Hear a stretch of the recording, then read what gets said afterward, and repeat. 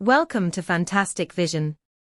Please subscribe us before you watch today's video. Not long after the start of 2024, Apple CEO Cook was in a bad mood. The board of directors cut Cook's income by $35 million and reduced stock awards from $75 million to $40 million, highlighting the board's concern for the iPhone 15. The sales are quite dissatisfied, and it is naturally the Chinese mobile phones that make Apple's life difficult.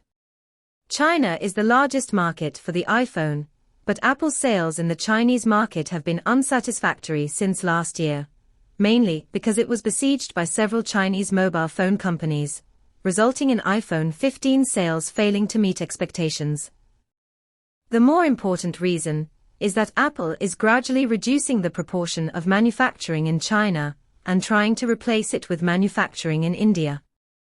It is reported that only 2.5% of the components of iPhone 15 come from the Chinese supply chain.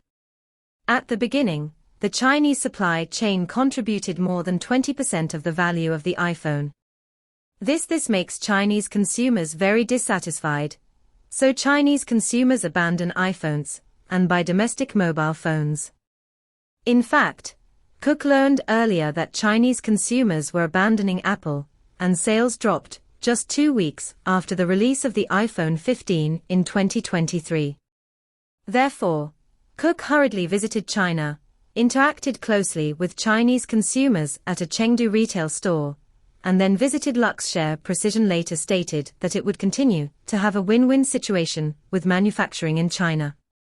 In addition, Apple itself is increasingly lacking innovation. Today, Apple relies more on price to win. Every time iPhone sales are slow, Apple will cut prices. It seems that price cuts are Apple's last trump card. However, Apple seems to have forgotten where its status comes from. Focus on innovation rather than price war. The lack of innovation is particularly obvious on the iPhone 15. In 2023, Apple released the iPhone 15, which uses TSMC's 3nm process, which is the most advanced process in the world. And because 3nm is too expensive, Qualcomm and MediaTek cannot afford it and continue to use the 4nm process. As a result, it was a pretty complete win. However, the exclusive use of the 3nm process failed to bring Apple the expected glory. After the iPhone 15 was launched, it was confirmed that the performance of the A17 processor was only improved by 10%, and there was also the problem of excessive power consumption, highlighting the long-term future of the 3nm process. Not as strong as expected. What makes Apple even more uncomfortable is that its competitors use a more backward 4nm process, but their performance is better. Although Qualcomm's Snapdragon 8G3 uses a backward 4nm process, it has achieved a 30% performance improvement through architecture upgrades. This is even more impressive. Put Apple to shame. Chips were once Apple's main core technological advantage. For more than 10 years, Apple's A-series processors with self-developed architecture have been far ahead. However, since the A15 processor, Apple has achieved performance improvements of about 10% for 3 consecutive generations. Apple's chip technology seems to be no longer able to maintain its absolute advantage. The advantage of chip technology is no longer, but it is the epitome of Apple's lack of innovation. Since Cook became CEO, Apple has rarely come up with dazzling innovations. It is more about changes in screen size. In recent years, it has been through price cuts. To maintain market share, this is very different from the Steve Jobs era, which mainly relied on innovation to win the market. Another reason for Apple's lack of innovation is that the technological geniuses of the Steve Jobs era left one after another. After the founder of the iOS system, Foster, resigned, the iOS system repeatedly experienced problems. 2 years ago, the designer Ive resigned, which was considered to be the reason why Jobs left the company. The geniuses below have completely left.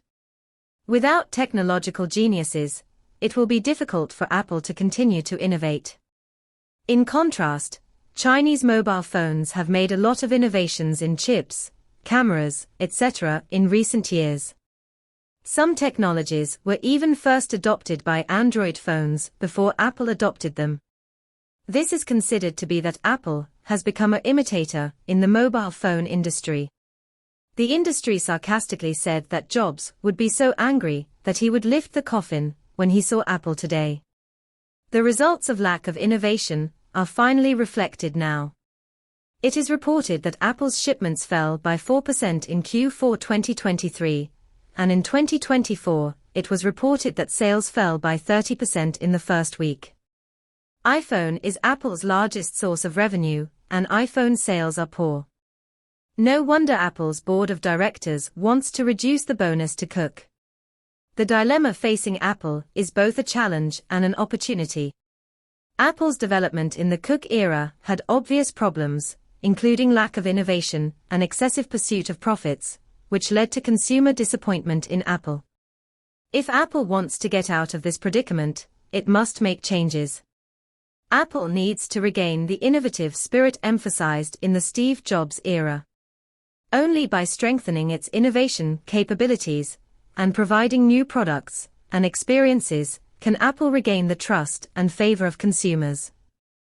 At the same time, Apple can also strengthen cooperation with technological innovation companies and obtain new inspiration and technical support from cooperation. Apple needs to pay more attention to the needs of consumers, listen to them, and understand their expectations and weaknesses. Only by truly understanding the needs of consumers can Apple launch products that are closer to consumers' psychology and provide a better user experience.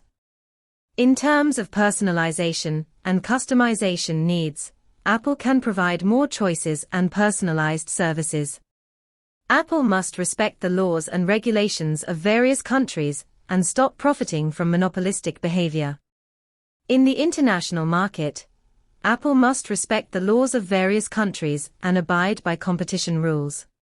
In addition, Apple can also strengthen cooperation with governments and regulatory agencies in various countries to jointly promote the development of the digital economy and provide more secure and convenient services to users around the world.